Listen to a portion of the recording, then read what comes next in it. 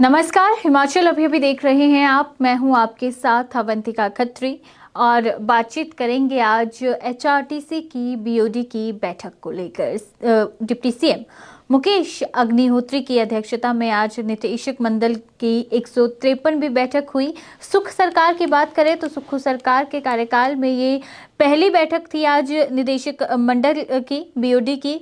और जाहिर सी बात है, देखिए बीओडी की बैठक की बात करें काफ़ी अहम रहती है ये, क्योंकि इसमें जो एचआरटीसी के कर्मचारी हैं या एचआरटीसी के जो तमाम मसले हैं उस पर चर्चा की जाती है, विस्तृत तरीके से चर्चा की जाती है। और आज की ये जो बीओडी की बैठक है, जाहिर बात है सुख सरकार की पहली बैठक हुई है। हाल ही में जो है वो टीम भी यहाँ पर गठित की गई थी और उसके बाद ये बैठक हुई है, जिसमें कई अहम फैसले कर्मचारी हित में भी लिए गए हैं। एचआरटीसी को आने वाले समय में किस तरह से और बेहतर किया जाए, जनता की सुविधाएं किस तरह से बढ़ाई जाए, उस पर भी चर्चा की गई है। तो तमाम चीज़ें हम आपको बताएंगे। आप तमाम दर्शकों से आग्रह रहेगा कि आप जल्दी से फेसबुक और यूट्यूब के माध्यम से हमारे साथ जुड़ जाइए।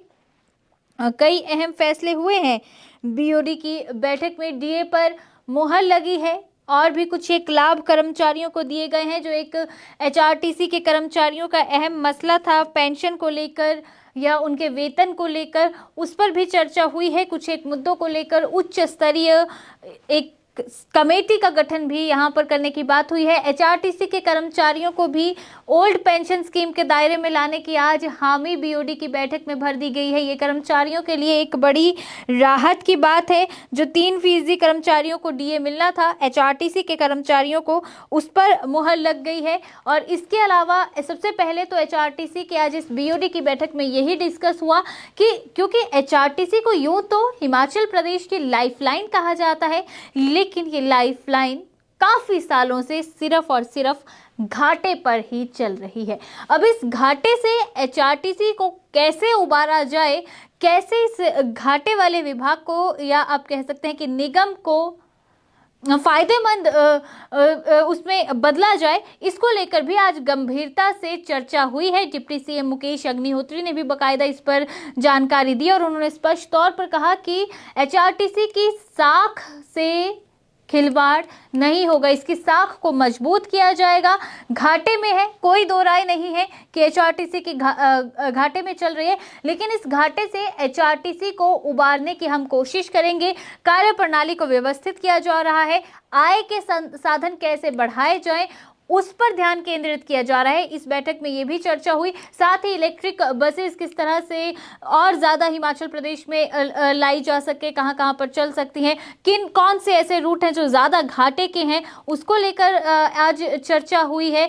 तमाम जो खरीद होती है एचआरटीसी की में बसेस की या बाकी तमाम चीज़ें जो उपकरणों की खरीद होती है, कहीं ना कहीं लगातार ये सवाल भी उठते हैं कि क्या ये पारदर्शी तरीके से होता है या कोई बड़ा घोटाला इनमें तो नहीं हो रहा। तो इसको लेकर भी आज डिप्टी सीएम ने इस बैठक के बाद कहा कि हम पारदर्शिता लाएंगे इन तमाम चीजों में। एचआरटीसी में जो भी खरीद होती है उस पे निगम में किसी भी सूरत में भ्रष्टाचार को बर्दाश्त नहीं किया जाएगा। ये तो हो गई एक बात। कर्मचारियों के भी मसले पर यहाँ पर आज इस बीओडी की बैठक में चर्चा हुई है। कर्मचारियों की बात अगर हम करते हैं, देखिए सबसे बड़ा तो ये फैसला आज एचआरटीसी की इस बीओडी की बैठक में लिया गया है कि जो 3% डीए है तत्काल प्रभाव से जारी करने की सहमति बीओडी की बैठक में बन गई है। इसके अलावा अगर हम बात करें तो जो निगम के कर्मचारी हैं, ड्यूटी के दौरान किसी की अगर मौत हो जाती है तो उस पर जो एक्स ग्रेशिया लाभ मिलता है उसे यहाँ पर उसमें बढ़ोतरी की गई है। नियमित कर्मचारियों के लिए ये पहले 55,000 था, तो अब इसे बढ़ाकर 1.5 लाख किया गया है। और जो अनुबंध कर्मचारी हैं उनके लिए ये 1 लाख, उनके लिए जो है इसे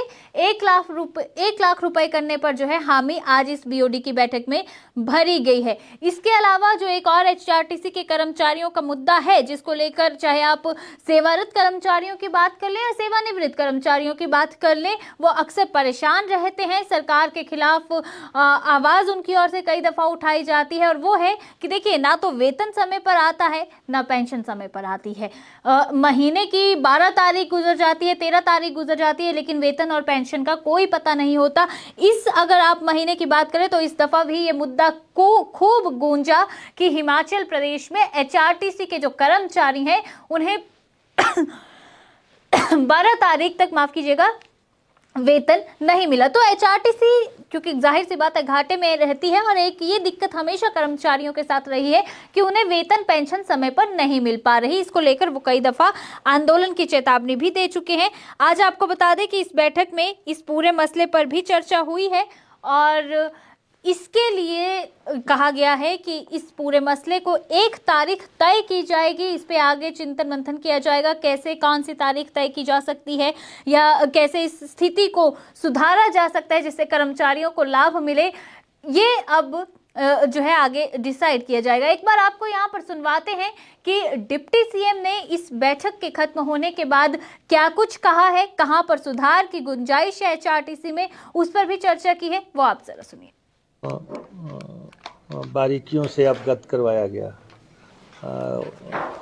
चाहे बोर्ड के ऑपरेशन हैं जो हमारी बसें चलती हैं, और चाहे हमारी फाइनेंशियल स्थिति है, और हमारे जितने भी बोर्ड ऑफ डायरेक्टर्स हैं सबका ये मानना है कि बोर्ड की आर्थिक स्थिति में सुधार लाने के लिए जो है हमें रिसोर्स मोबिलाइजेशन की तरफ आगे बढ़ना है।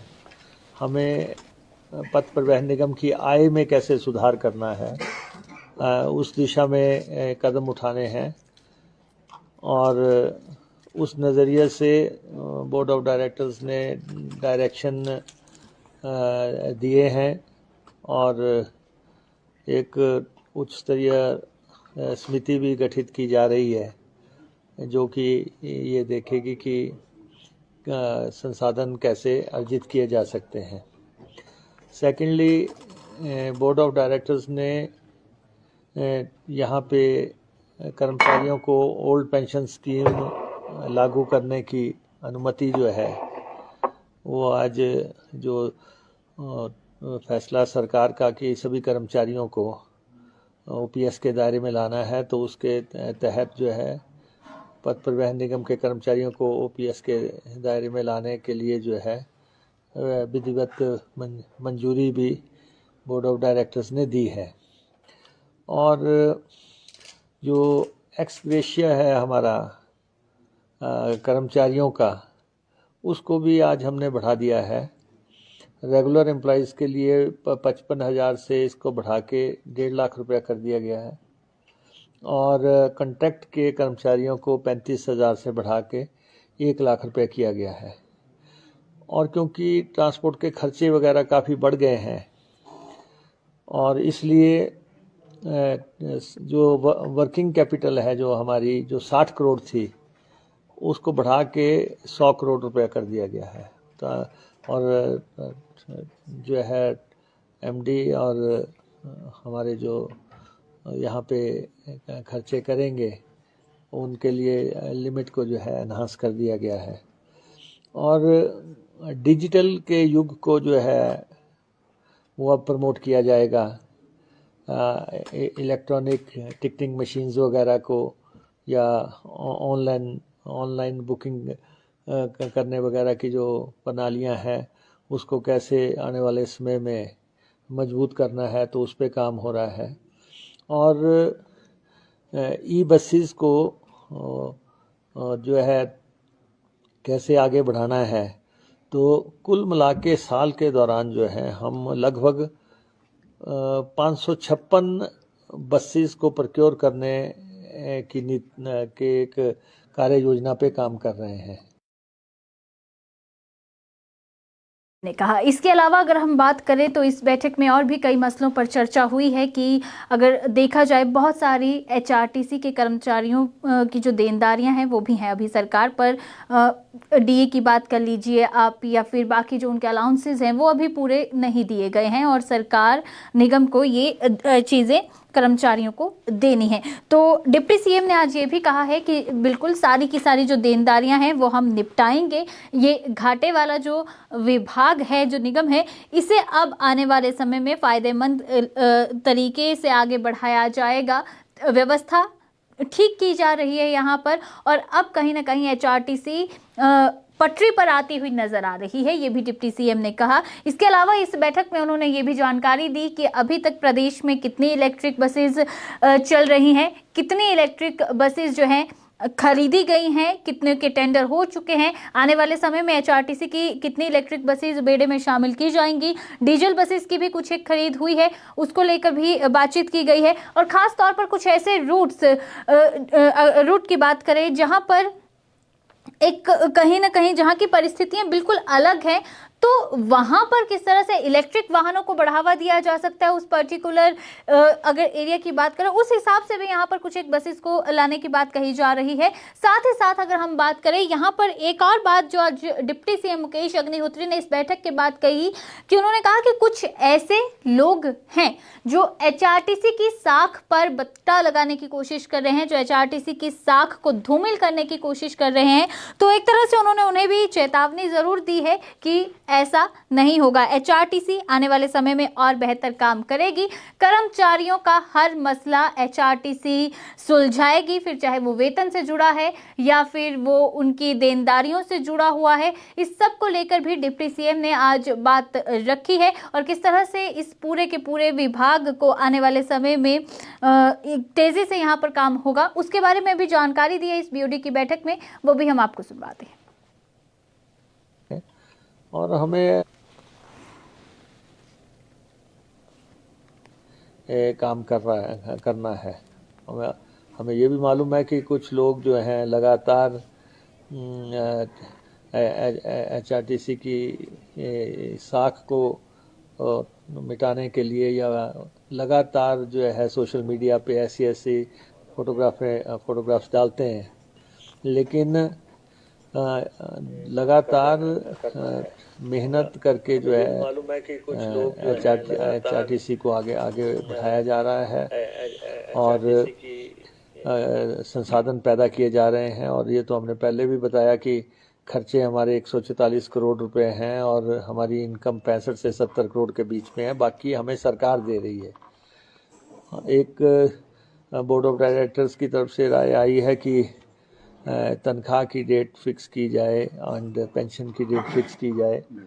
वो हम डिस्कस करके, फाइनेंस के प्रतिनिधि भी यहाँ पे आए हैं, उनसे भी बात करके, सरकार में बात करके कैसे हम इन सब चीज़ों को रेगुलेट करेंगे, तो उन पे हम काम कर रहे हैं। और लगातार आप देख रहे हैं एचआरटीसी फोकस में चल रही है। सबसे ज़्यादा फोकस्ड जो है कॉरपोरेशन और डिपार्टमेंट आजकल आपने देखा होगा, और इसलिए बसों को कैसे कंडम करना है, कैसे कहाँ पे सड़क के किनारे कोई हमारी ऐसी बस ना हो, उसको जो खराब हो उसको कैसे रिप्लेस करना, खराब बस के पास कैसे पहुंचना है, आज हमने उसके बारे में भी डिस्कशन किया। और ट्रांसपोर्ट से इनको 2 गाड़ियां हम देने का फैसला किया, जो हम एक तो जो हम परवाणु के पास रख सकें या ऊना के पास रख सकें, ताकि उसमें पूरा जो है ऐसे साधन हो ताकि जहाँ से भी रिपोर्ट आए वहाँ पे हमारे वो गाड़ियाँ जो है वहाँ पे जा सकें। तो सुना आपने क्या कुछ यहाँ पर डिप्टी सीएम मुकेश अग्निहोत्री ने कहा। आगे की रूपरेखा भी तैयार हो चुकी है।